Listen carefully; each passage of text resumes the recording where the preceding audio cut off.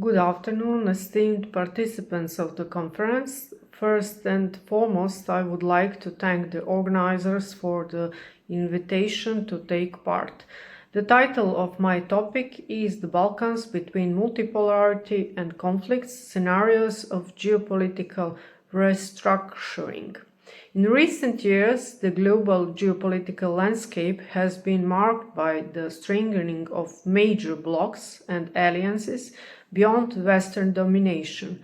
A key factor accompanying this trend is the shift in economic power toward developing countries.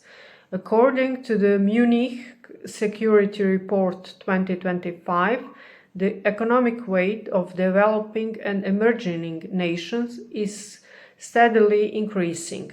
The report concludes the global order is shifting from the US-led unipolarity toward multipolarity as American hegemony declines. New emerging powers are becoming increasingly influential in addressing key global issues. BRICS countries account for a significant share of global trade and energy production, states the 151-page document published by the Munich Security Conference.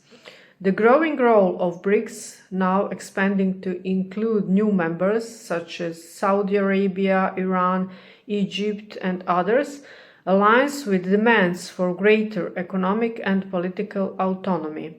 The Shanghai Cooperation Organization, SCO, is also playing a more active role, seeking to expand its sphere of influence through enhanced cooperation in security, economics, and technology among its member states.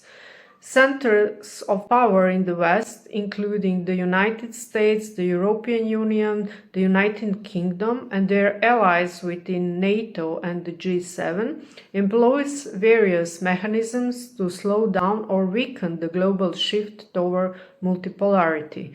On the economic front, this is reflected in the use of sanctions against countries that challenge Western dominance, such as Russia, Iran, Venezuela, Cuba, and others.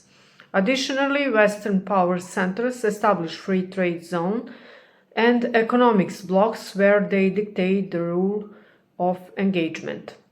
In geopolitical and military terms, they pursued this strategy through NATO expansion, the proliferation of military bases, direct interventions, and regime change operations.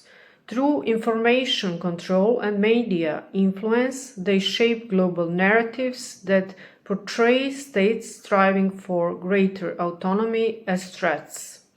Institutional power and international organizations are often misused to obstruct reform efforts. Particularly alarming is the use of terrorism as a tool of geopolitical confrontation, exemplified by the sabotage of the Nord Stream gas pipeline. The disregard for international law by Western actors, coupled with racing competition, is leading to ambiguous norms and the potential outbreak of new conflicts. It is essential to understand what different geopolitical scenarios offer us. First, the EU and the NATO, which represent the strategic framework of Brussels-Washington alignment, impose political security and economic dependence that excludes the development of sovereignty. Washington's policy is increasingly diverging from the framework of Euro-Atlantic partnership in favor of protecting its own state and national interest, which weakens and degrades the position of European allies. The position of the Balkan, which the EU perceives as a periphery, becomes even more vulnerable under such circumstances. With continuation, Euro-Atlantic integrations and limited economic development depends on Western investments and funds, the Balkans lose the opportunity to improve its standing through the process of multipolarization. As a result, the region assumes the role of border zone, toward Russia, China, and Turkey, which carries inherent risk in the event of confrontation. The current situation in Europe, marked by accelerated militarization and confrontational policies, is undoubtedly leading toward conflict escalation, the worst possible outcome for Europe. The dominant role of the EU and the NATO in the Balkans also implies the continuation of limited sovereignty, population outflow, and cultural and political marginalization. Second, balancing between centers of powers is a policy that can mitigate the negative consequences of unilateral approaches. This would entail that Balkan states continue cooperation with the West while simultaneously developing partnership with other global power centers such as China, Russia, Turkey, and others. Unfortunately, under current circumstances, this is nearly unfeasible due to the constraints imposed by Washington and Brussels. And third, deeper mutual cooperation among Balkan states through regionalization may represent the most viable solution in the present context. Such an approach would exchange the region's relevance within the EU, countering its marginalization. Moreover, it would allow the Balkans to position itself as a distinct actor, not exclusively subordinated to any global center, thereby gaining strategic advantage in the process of multipolarization. The key is that new initiatives must emerge as authentic expressions of regional needs and multipolar opportunities, rather than externally imposed projects as Open Balkan. A fundamental prerequisite is the reduction of influence from oligarchic structures and foreign funds that impose their agendas, and the stronger reliance on shared interests among the people of the region in areas such as economy, energy, security, and culture.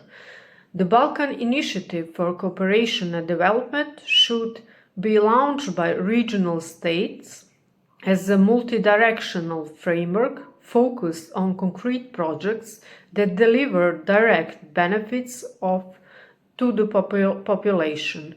This could be based on the stimulation of joint production chains using new technologies, as well as the construction of essential infrastructure. In the security context, there is a growing need to establish a Balkan Council for Security and Crisis Response as a mechanism to counter external pressures and destabilization attempts. It would also be highly important to foster scientific and cultural cooperation, which could be initiated by civil society organizations. Conclusion: Western attempts to preserve the unipolar order through military alliances, sanctions, and institutional mechanisms are showing limited effectiveness. The world is moving toward multipolarity, in which emerging alliances such as BRICS and the Shanghai Cooperation Organizations are assuming increasingly significant roles.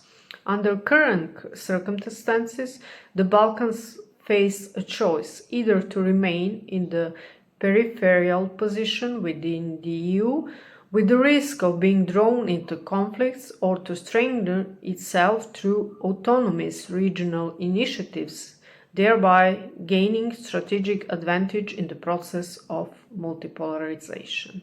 Thank you for your attention.